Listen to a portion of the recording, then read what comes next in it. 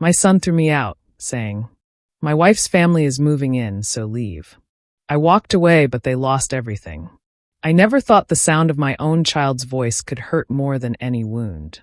But that afternoon, as Ryan's words sliced through me, "Mom, you need to pack your things. Olivia's parents are moving in. It's not your home anymore." I felt something inside me shatter. This was the house where I had cradled him as a baby, where his laughter once echoed down the hallways, and where his father's hands had built every shelf, every door, every dream. Now he stood in my living room, eyes cold, telling me to leave, as if I were a stranger. Lily. Harper had always believed that home was more than wood and nails. It was the heartbeat of a family. In Seabrook, Massachusetts, her two-story Cape Cod-style house stood as a living memory of the man she'd loved and lost, her late husband Jack. Together, they had poured decades into making it a sanctuary for their son Ryan. But now, in the middle of a cold March afternoon, Lily stood frozen in her own living room as Ryan's words hung in the air like frost. "You can't mean that," Lily said quietly, her voice trembling. "This is my home, Ryan. Your father and I."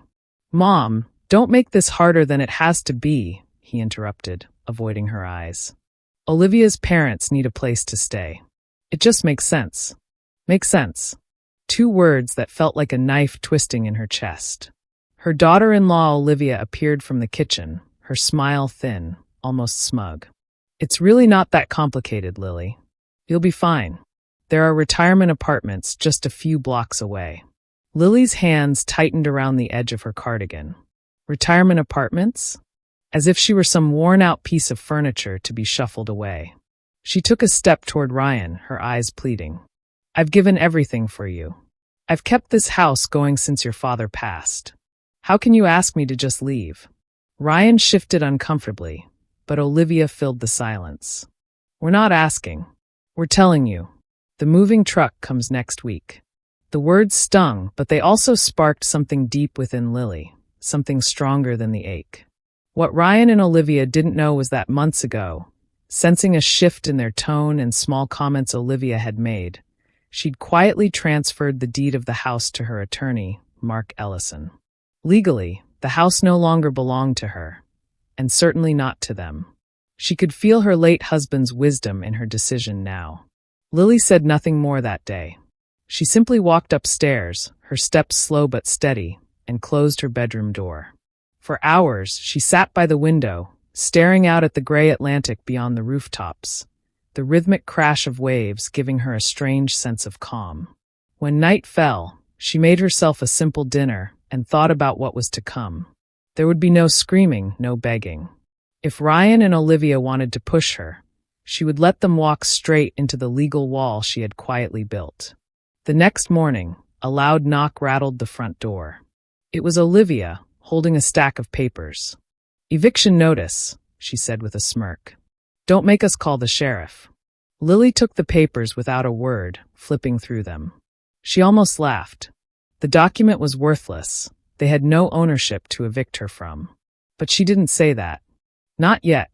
Instead, she simply said, "Thank you, Olivia," and shut the door in her face. Over the next week, the tension in the house became suffocating.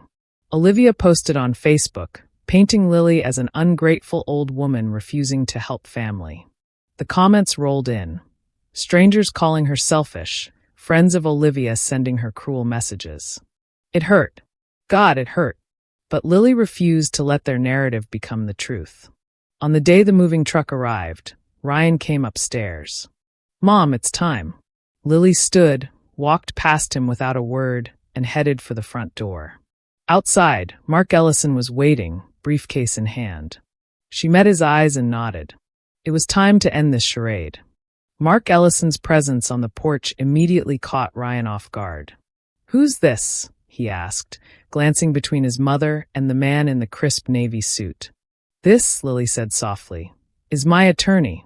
Olivia folded her arms, irritation already bubbling. "Your attorney? Over what?" "You're about to be evicted." Mark held up a single sheet of paper, his voice firm but even. "Correction. You can't evict someone from a property they don't own. And as of 8 months ago, This house has been under my client's legal protection. You have no right to sell it, transfer it, or remove her from it. Ryan's brow furrowed, confusion flickering into disbelief.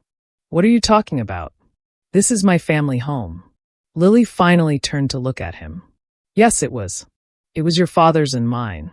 And when I started hearing you and Olivia discuss future plans that didn't include me, I made sure no one could take it from me without a fight. Olivia's face twisted into something sharp. So you're what? Hoarding it until you die? That's selfish, Lily. We could have done so much with this place. Mark's voice cut through her words. Attempting to sell property you do not own is considered attempted real estate fraud in Massachusetts. And filing an eviction notice without legal standing is also a criminal offense. I suggest you and your husband vacate the premises voluntarily to avoid further charges. The silence that followed was heavy. Even the distant gulls seemed to quiet. Ryan stepped back, his mouth opening and closing as if he had something to say but couldn't find the words. Lily searched his face, hoping, just for a second, that she might see some flash of remorse, the boy she'd raised peeking through the man he'd become. But there was nothing. When they finally left the porch, Olivia muttered something under her breath and stomped toward the moving truck. Ryan lingered for a moment, eyes darting toward the ocean, then followed her. Mark turned to Lily. It's going to get messy before it gets better. Are you ready for that? She gave him a small, steady nod. I've survived worse. That night, Lily sat in her favorite armchair, sipping chamomile tea while the house felt both painfully empty and achingly safe. Outside, the truck was gone, but she knew they weren't done. Olivia was the kind of woman who saw losing as a personal insult. And Ryan, well, he'd been drifting in her current for years. Sure enough, 2 days later, Lily's phone began buzzing nonstop. Unknown numbers, social media tags, even nasty emails.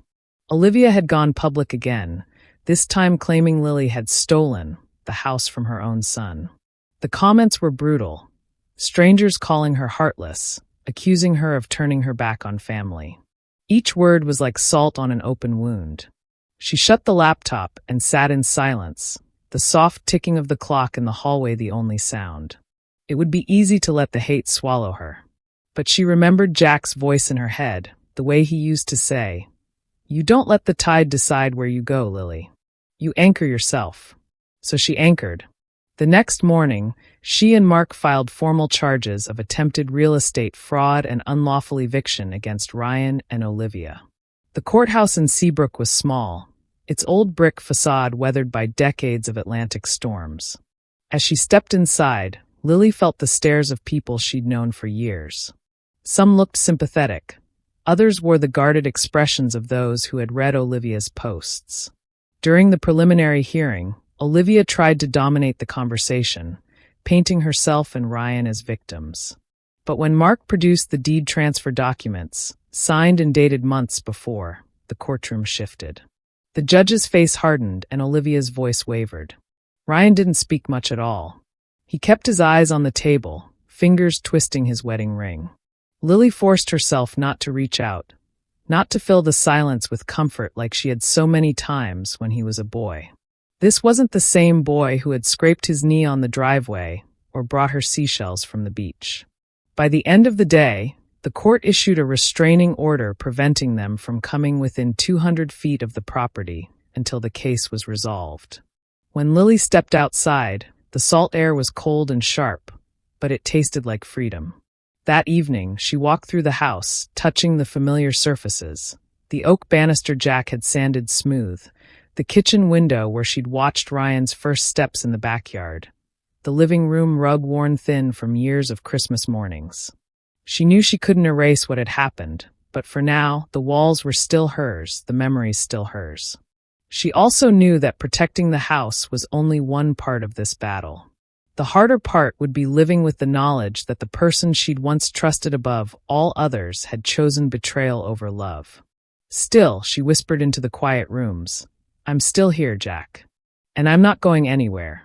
The restraining order had bought Lily peace in theory, but in practice, it only seemed to fuel Olivia's anger.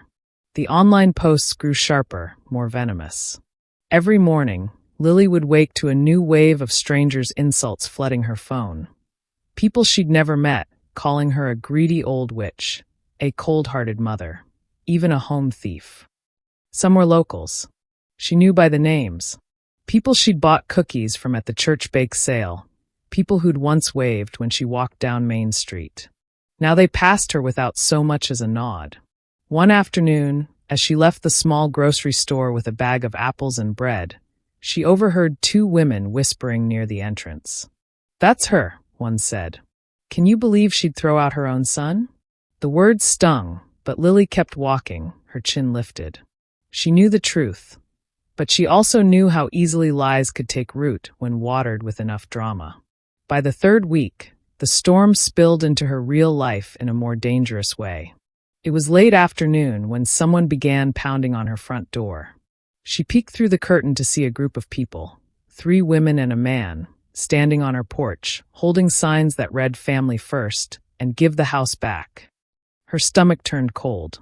She had heard about these pop-up protests from friends, but she never imagined one would form outside her own home. She opened the door just enough to speak. "You need to leave. This is private property." One woman, her face twisted with righteous anger, stepped forward. "You're a disgrace, throwing your own blood out into the street while you sit in here nice and cozy." Lily's hands trembled, but she refused to let them see fear. "I didn't throw anyone out. They left when they couldn't take something that didn't belong to them." The man scoffed. "Yeah, right. That's not what Olivia said." And there it was. The truth didn't matter to them. Only the story they'd been fed. She shut the door, locked it, and called Mark. Within 20 minutes, 2 police officers arrived, dispersing the group. But the damage was done. Lily sat in her armchair that night, staring at the flickering light of the lamp, wondering how her life had narrowed into this. A battlefield between her own son's lies and her stubborn grip on the truth. The next day, she made a decision. She wouldn't just defend herself in court. She would reclaim her story. Mark helped her draft a clear, factual statement. No insults, no emotion, just the truth. She printed it out and mailed it to local newspapers, posted it on her own Facebook account, and even taped a copy inside the window by her front door so anyone who passed could read it. It read, "This house was built by my late husband and me. It was legally transferred into protected trust months before my son and daughter-in-law tried to sell it without my consent. They filed an illegal eviction notice, which is now part of an ongoing criminal case. I am not throwing anyone out. I am defending my legal rights and my home." The response was mixed. Some neighbors sent her quiet notes of support, sliding them under her door at night. Others avoided her completely. But Lily felt lighter having spoken in her own voice for the first time in weeks. One evening, as the sun dipped low over the Atlantic, painting the water in streaks of gold and pink, Ryan called. She almost didn't answer, but curiosity, or maybe hope, made her pick up. "Mom," he began, his voice heavy. "We didn't mean for it to get this far." Lily sat down, the phone pressed to her ear. "Then why did you let it?" He didn't answer right away. She could hear Olivia in the background, speaking sharply about not backing down. When he finally spoke, it was quieter. "I just thought we could make it work if you moved." The sadness in her voice surprised even her. "Ryan, this isn't about moving. It's about the fact that you were willing to hurt me to get what you wanted. That doesn't go away just because you regret it now." There was silence, then the line went dead. Lily sat there for a long time, staring at the phone in her lap. The ache in her chest was deep, but she knew she had crossed a line inside herself. She was no longer waiting for her son to be the person she remembered. That night, she stood in the backyard, the salty breeze carrying the scent of the ocean. The same waves that had comforted her since Jack's passing rolled on, constant and unbothered by the storms of human life. She whispered into the night, "I will not let them take me down, Jack. Not now. Not ever." The court date came faster than Lily expected. For weeks, she'd lived in a strange rhythm. Mornings spent collecting letters, receipts, and trust documents for Mark, afternoons watching the neighborhood through parted curtains, evenings answering the phone only for the few friends who still called. When the day arrived, she stood before her bedroom mirror at dawn, fastening her pearl earrings with deliberate care. The mirror reflected a woman whose cheeks had thinned, whose eyes held shadows from sleepless nights. But there was steel in her posture. She wasn't walking into that courthouse to plead. She was walking in to stand her ground. The Seabrook County Courthouse smelled faintly of old paper and disinfectant. Mark met her at the entrance, his suit crisp, his voice steady. "You've got this," he said simply, handing her a folder. The courtroom itself felt colder than the winter air outside. On the opposite side, Ryan sat slouched in a suit that looked borrowed, his jaw tight. Olivia was beside him, her makeup sharp, her phone clutched like a weapon she wasn't allowed to use inside. Lily's chest tightened when Ryan's eyes met hers. There was no warmth there, only something like resentment. It was a look she'd never seen from her son until this whole ordeal began. The judge, a silver-haired woman with an unreadable expression, called the room to order. Mark spoke first, laying out the timeline. The trust established before the attempted sale, the fraudulent eviction notice, the threats. He submitted copies of every document. When it was Olivia's turn, she leaned forward in her seat like she was at a podium on a reality TV show. Her words were laced with indignation. "Your Honor, she's not some helpless little old lady. She's controlling, manipulative. She doesn't need that house. She just wants to spite us. We have a baby on the way and nowhere to live because she threw us out." The judge's eyebrow arched slightly. "Do you have proof she threw you out?" Olivia's mouth opened and closed, like a fish out of water. We have texts," she said. Mark cut in smoothly. "Texts in which my client asked them to respect the trust and leave her home when they attempted to list it for sale without her consent." Ryan shifted uncomfortably in his seat.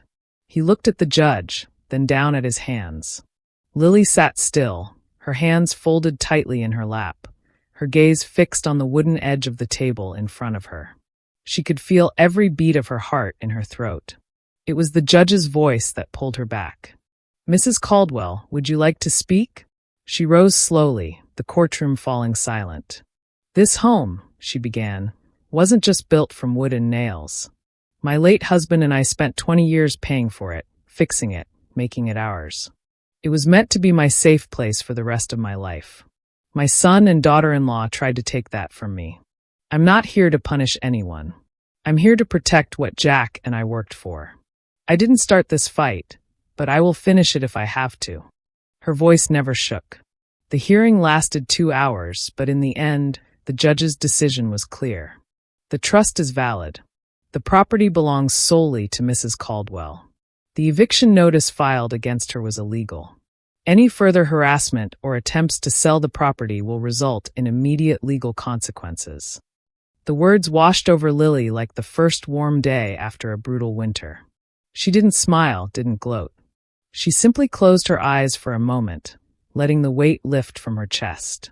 Ryan and Olivia left the courtroom without looking at her.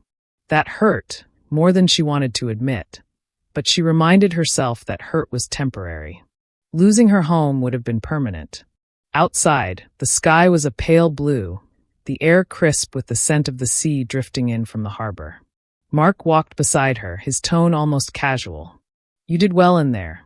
Sometimes the truth really does win." She gave a small nod. "Sometimes." They stood at the courthouse steps, the sound of traffic and gulls filling the space between them.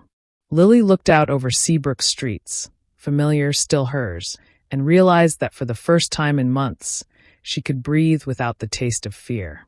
But even with the legal battle won, she knew the emotional one wasn't over. Her son was still out there, carrying bitterness like a shield. And she would have to find a way to live with the gap between them.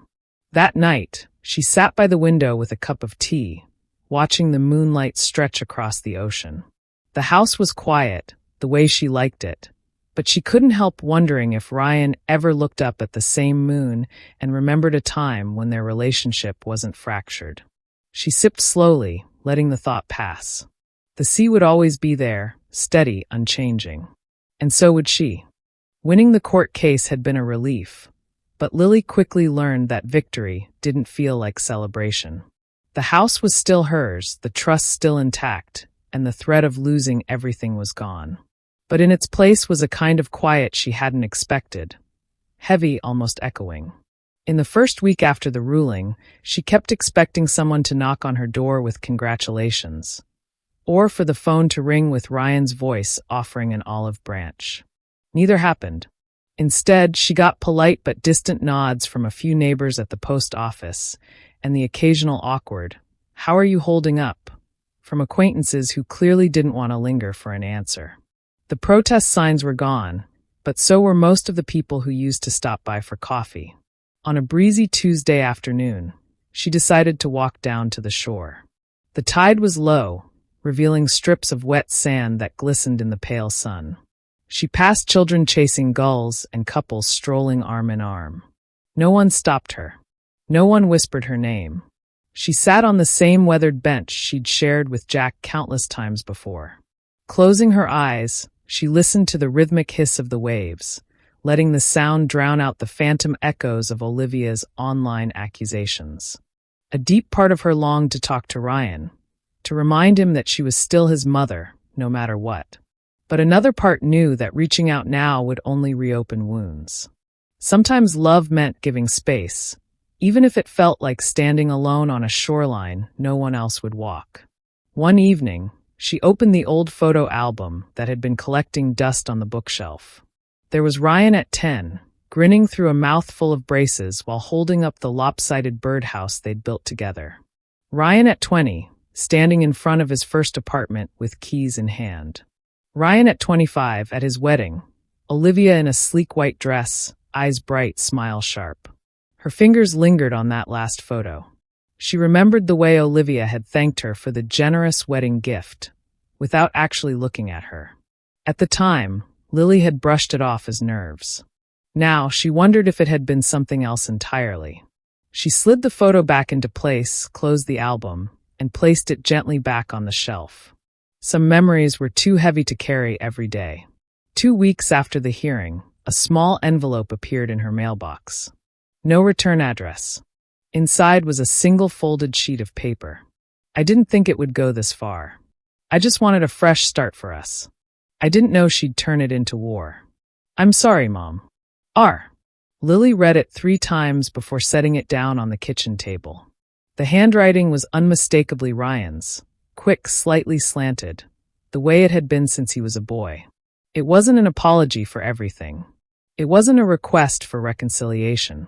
But it was something. She made tea and sat with the letter until the sky outside darkened. She didn't know if she would respond. She didn't even know if he wanted her to. But the thin slip of paper felt like a crack in the wall between them, small, fragile, but real. Mark called later that week to check in. "You've been quiet," he said. "I've been thinking," she replied. "About?" She smiled faintly, though he couldn't see it.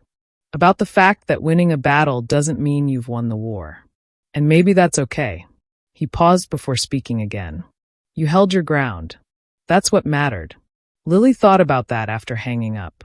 Maybe the rest, the loneliness, the strained family ties, was simply the price of survival. On the first warm day of March, she opened every window in the house and let the salty air rush in. She brewed coffee and sat at the kitchen table with the newspaper, the sound of gulls drifting through the open screens. She wasn't waiting for Ryan's call anymore. She wasn't checking Olivia's social media for jabs or rumors. She was simply here. In her home. In her life. For now, that was enough.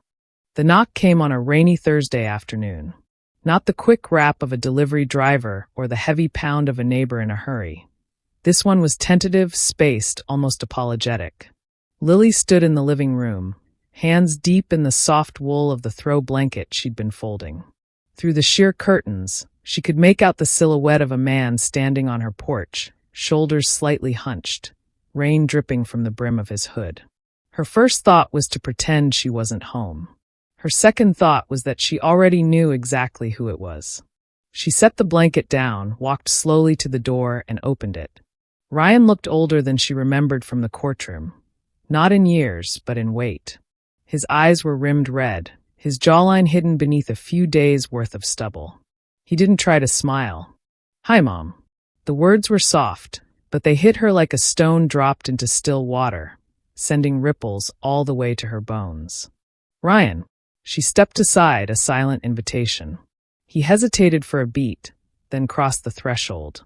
His shoes left faint wet marks on the hardwood. The air between them was thick with things unsaid. She motioned to the kitchen. "Tea." He nodded, pulling his hood down and pushing damp hair from his forehead. While the kettle warmed, she caught him glancing around the kitchen, as if confirming that it was still the same. The mismatched mugs on the rack, the little ceramic lighthouse salt shaker Jack had bought at a flea market decades ago. The photo of him as a boy pinned to the fridge with a magnet shaped like a crab. "You kept all this," he murmured. "Why wouldn't I?" she replied without looking up. They sat at the table with steaming mugs between them. The rain tapped against the window, filling the pauses. "I wanted to say I'm sorry," Ryan began, his voice low. "Not just for what happened, but for letting it get that far. For letting her," he trailed off, shaking his head. "You're an adult, Ryan," Lily said gently but firmly. "You made your own choices." "I know." His fingers tightened around the mug. "I thought I was doing the right thing for us, for the baby." The baby. The word landed heavily, though she had known for months. She'd never seen an ultrasound photo, never been told a due date. "Is Olivia?" She stopped herself. "She's fine. The baby's fine." He hesitated. "We're not together anymore." The kettle's faint residual hiss seemed loud in the sudden silence. It would have been easy to feel vindicated, to think I warned you. But instead, what she felt was a deep, weary sadness. Families broke in all sorts of ways, but most of the time, everyone ended up with the same thing. Emptiness where connection used to be. "Ryan," she said finally, "I can't change what happened. I can't forget it. But I am still your mother. And I don't want us to spend the rest of our lives on opposite sides of a line we drew in anger." He swallowed hard. "I don't either." For the first time in months, she saw something in his eyes that wasn't resentment. It was the same look he'd had when he was 8 years old and brought home a bad report card, unsure if she'd still hug him afterward. They didn't solve anything that afternoon. They didn't untangle all the knots. But when Ryan left, he paused at the door, looking back at her with a faint, tired smile. "I'll call you," he said. And for once she believed him. That night, Lily sat at the same kitchen table with a fresh mug of tea, the rain now just a memory against the dark glass of the windows. She thought about the crack in the wall between them, a little wider now, a little stronger. She didn't know what the next months would bring, whether trust could be rebuilt, or whether they'd fall back into silence. But for the first time since the fight began, she felt something close to hope. 3 months passed before Ryan called again. By then, spring had softened the coast. The days were longer, the air warmer, and the gulls louder as they squabbled over scraps on the pier. Lily had settled into a quieter rhythm, gardening in the mornings, walking the shoreline in the evenings, and avoiding questions she couldn't answer. The call came on a Tuesday. She was pruning the hydrangeas when her phone buzzed. "Mom." Her chest tightened at the sound of his voice. "I'm in town," Ryan said. "And I wondered if you wanted to meet her." Her first instinct was to say no. Not out of anger. The anger had worn itself out, but out of fear. Meeting the baby meant acknowledging all the months she'd missed, the milestones she'd been absent for, the history she couldn't rewrite. But another part of her, the part that had been carrying a small ember of hope since that rainy afternoon, knew she had to say yes. "Of course," she said. "When?" "I can be there in an hour." Lily spent the next 60 minutes pacing the living room, fluffing pillows that didn't need fluffing, straightening picture frames, and brewing tea she knew would go cold before anyone drank it. When the knock came, she opened the door to see Ryan standing there, a little less worn than before, a soft smile tugging at his mouth. In his arms was a bundle wrapped in a pale yellow blanket.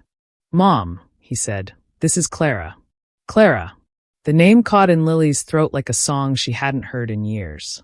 The baby was tiny, her features delicate, her fists curled in sleep. A faint wisp of dark hair peeked out from under her knitted cap. "May I?" Lily asked, her voice barely above a whisper. Ryan nodded, carefully transferring the warm, breathing weight into her arms. The moment Clara settled against her chest, something unspooled inside Lily. Months of tension, grief, and distance melting into the quiet certainty that this child was a new chapter, not just a reminder of the old ones. They sat together in the living room, Ryan watching as Lily traced the baby's tiny fingers with the tip of her own. "She's beautiful," Lily said. "Thanks," Ryan replied softly. She deserves to know you."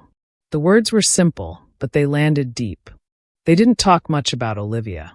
Lily didn't ask, and Ryan didn't offer. Some histories didn't need to be reopened when a future was sitting right there in your arms. Instead, they talked about small things. Clara's first smile, the way she kicked her legs when she was excited, the lullaby Ryan sang to her at night. For 2 hours, the house felt alive again, filled with a kind of warmth Lily had thought she might never feel.